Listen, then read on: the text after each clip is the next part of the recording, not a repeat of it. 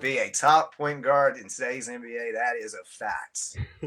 That is a fact. And the reason that is a fact, Pete was doing what Curry does now back in 1966 and 1967.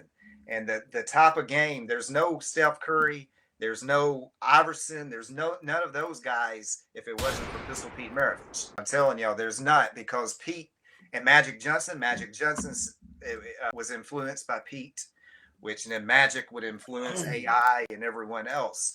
So you see, the reason why Pete would be a top point guard in today's game is if he was coming up in the time of today with his work ethic and his love for the game of basketball and for his desire to be the best basketball player in the world, wow, and for his desire to spend 8 hours a day every single day of his life growing up at Clemson when his dad was the head coach at Clemson University.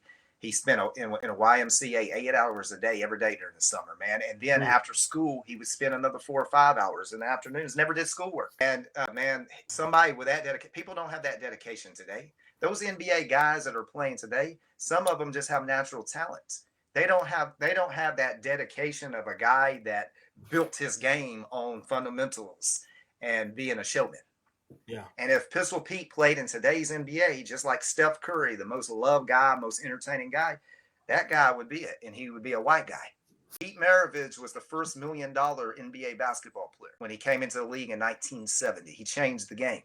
He was also the first guy to get endorsements. They put him on commercials because he was marketable, and people loved him. Wow. And so, Pete did a lot for the game of basketball, but basketball also haunted him too, Well, there's a documentary called The Life and Times of Pete Maravich on YouTube. I just recommend everyone to go watch it.